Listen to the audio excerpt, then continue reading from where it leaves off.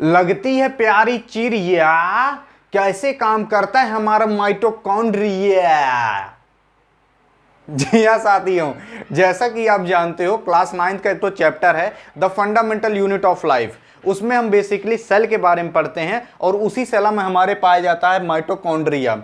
और ये आपका एक तो छोटा सा टॉपिक है उसी चैप्टर के अंदर, तो इसके बारे में हम जानने वाले हैं। तो देखिए माइटोकॉन्ड्रिया होता क्या है, सबसे पहले इसको जानते हैं। माइटोकॉन्ड्रिया हमारे सेल के अंदर पाया जाता है। जैसा कि आप जानते हो जितनी भी लिविंग थिंग है वो सारी सेल से बनी हुई हैं और उस सेल के अंदर एक तो छोटा सा चीज पाया जाता है और उस चीज को हम कहते हैं माइटोकॉन्ड्रिया। तो देखिए ये हमारी सेल है और उसी सेल के अंदर देखेंगे एक तो छोटा चीज पाया जाता है, उसी को माइटोकॉन्ड्रिया कहते हैं। और वो चीज कुछ इस तरीके से दिखाई देता है। अब ये कैसे काम करता है, क्या होता है, इसी के बारे में जानने वाले हैं। देखिए जो हमारी सेल होती है, ऐसा नहीं कि हमारी सेल के अंदर केवल एक के माइटोकॉन्ड्रिया होता है, कई सारे होते हैं, मजिक होते हैं। लेकिन अगर हम बात करें केवल एक माइटोकॉन्ड्रिया की तो उसको हम माइटोकॉन्ड्रियन बोलते हैं। क्या कहते हैं? माइटोकॉन्ड्रियन। अब देखिए ये जो माइटोकॉन्ड्रिया होता है इसको हम पावर हाउस ऑफ सेल भी कहते हैं। ऐसा इसलिए क्योंकि ये पावर बनाने, हमारे अंदर शक्ति बनाने का काम करता है। अब ये शक्तियाँ कैसे बनाता है इसको हम आगे जानेंगे। ये जो माइटोकॉन्ड्रिया होता है only present in eukaryotic cell. अब यूकैरियोटिक सेल क्या होता है? देखिए ये केवल यूकैरियोटिक सेल में पाया जाता है। अब ये जो सेल होती है ना, अब ये दो प्रकार से होती हैं। एक होता है यूकैरियोटिक सेल, एक होता है प्रोकैरियोटिक सेल। अब आपके पेटवा में आ रहा होगा कि यार कहीं सुना सुना लग रहा है यूकैरियोटिक सेल प्रोकैरियोटिक सेल। तो देखिए भैया ये यूकैरियोटिक सेल प्रोकैरियोटिक सेल, इसके ऊपर अलग से वीडियो बनी उसको देख सकते हो, या फिर ये जिस चैप्टर में है उस चैप्टर की पूरी वीडियो बनी उसको देख सकते हो, the fundamental unit of life की। तो लेकिन मैं आपको थोड़ा थोड़ा बता देता हूं। देखिए यूकैरियोटिक सेल उसे कहते हैं जिस सेल के अंदर जो न्यूक्लियस होता है वो वेल डिफाइन होता है, यानी कि अच्छे से बना होता है, उसी को हम यूकैरियोटिक सेल कहते हैं। अब हमारे सेल में न्यूक्लियस पाया जाता है, जिस सेल में यही न्यूक्लियस हुआ अच्छे से बना रहता है, वेल डिफाइंड रहता है, उसी को हम यूकैरियोटिक सेल कहते हैं। और प्रोकैरियोटिक सेल इसी का उल्टा है, ऐसा सेल जिसके अंदर यही जो न्यूक्लियसवा होता है ये वेल डिफाइंड नहीं होता है, मतलब ठीक से नहीं बना हुआ रहता है, छितराया रहता है इधर उधर, उसी को हम कहते हैं प्रोकैरियोटिक सेल। अब यूकैरियोटिक सेल किसके अंदर पाया जाता है? तो हम लोग के अंदर भैया यूकैरियोटिक सेल पाया जाता है। और ये हो कुल जौन कुकुर बिलार सांड छछुन्नर और छुन्नर है, अगर इनके भी सेल लेंगे ना, उन सेल के अंदर जो न्यूक्लियस होगा वो भी वेल डिफाइंड रहता है, यानी कि एनिमल के अंदर ये वेल डिफाइंड रहता है। लेकिन अगर बैक्टीरिया को ले लोगे तो उसके अंदर वेल डिफाइंड न्यूक्लियस नहीं रहता, तो वो प्रोकैरियोटिक में आएगा और हम लोग यूकैरियोटिक में आएंगे। तो हम लोग के अंदर माइटोकॉन्ड्रिया पाया जाता है क्योंकि यूकैरियोटिक में पाया जाता है माइटोकॉन्ड्रिया। जान गए? अब देखिए ये जो माइटोकॉन्ड्रिया होता है ना, it is double membranous structure. दुई मेम्ब्रेन का स्ट्रक्चर होता है इसके अंदर, यानी कि दुई मेम्ब्रेन की लेयर पाई जाती हैं। एक तो आउटर मेम्ब्रेन, दूसरा का इनर मेम्ब्रेन।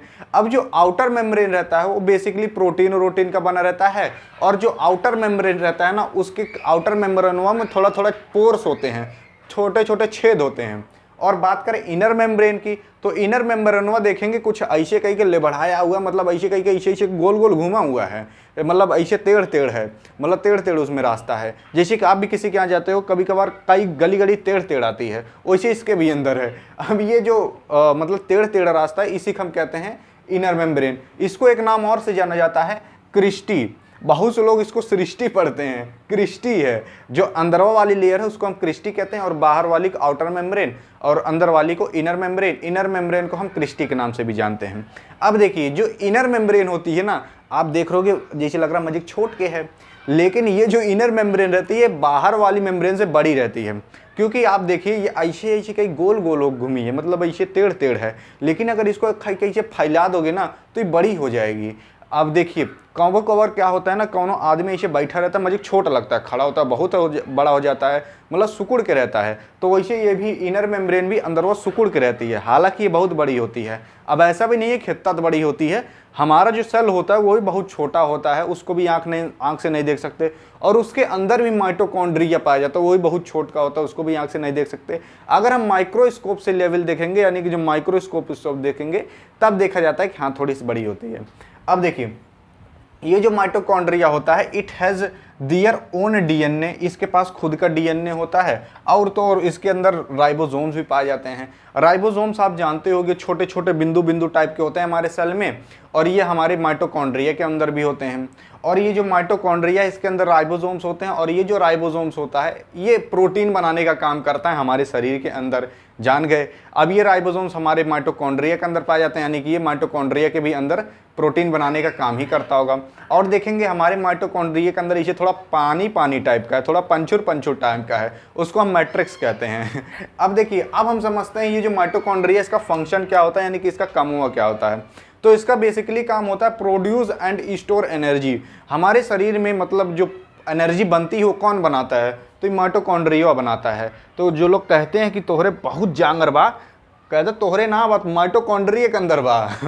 अब देखिए, ये प्रोड्यूस करता है एनर्जी और स्टोर भी करता है एनर्जी को, किस फॉर्म में, तो in the form of ATP. अब एटीपी की जो फुल फॉर्म होती है ना भैया, वो एंड्रेनोसिन ट्राइफॉस्फेट होती है। अब ये एटीपी का मतलब समझिए क्या है। तो देखिए, हमारे शरीर के अंदर जो एनर्जी बनती है ना, वो एनर्जी एटीपी के रूप में होती है। और ऐसा नहीं कि एक एटीपी एक एनर्जी, यही कई एटीपी को मिला दिया जाता है तब जाकर एनर्जी बनती है। तो अगर जो हमारे शरीर के अंदर बनी है एनर्जी ना, वो किस फॉर्म में है, एटीपी, उसको हम एंड्रेनोसिन ट्राइफॉस्फेट कहते हैं। अब यही कई एटीपी को मिला दोगे तो एनर्जी बन जाती है। कैसे होता है जान गए ना। अब ये एटीपी बनाने काम कौन कर रहा है, तो ये माइटोकॉन्ड्रिया कर रहा है।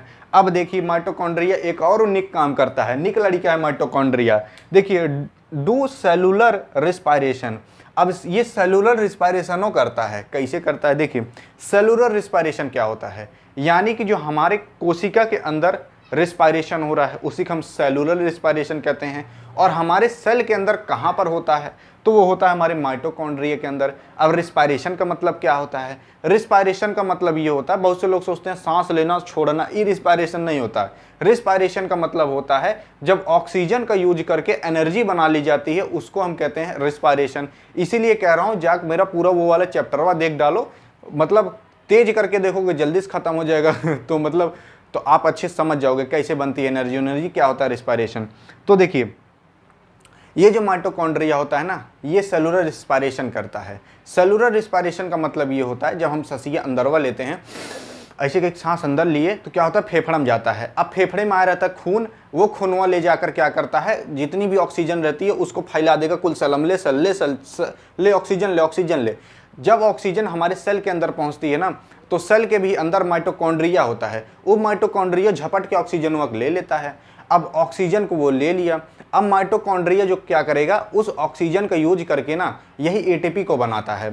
अब यही होता है हमारा क्या, रिस्पायरेशन। और ये किसके अंदर हो रहा है, तो सेल के अंदर हो रहा है, तो इसलिए इसको हम सेलुलर रिस्पायरेशन कहते हैं। अब आप जान गए किस तरीके से होता है। तो बड़ा निक काम करता है माइटोकॉन्ड्रिया, हमारे अंदर एनर्जी बनाने का काम करता है, और तो और मतलब और मजे काम करता है। तो यहाँ पर होती है वीडियो एंड। वीडियो पसंद आए हो तो अपने फूफा के पास करिएगा सेंड। मिलेंगे नेक्स्ट वीडियो में, तब तक के लिए जय हिंद और जय भारत।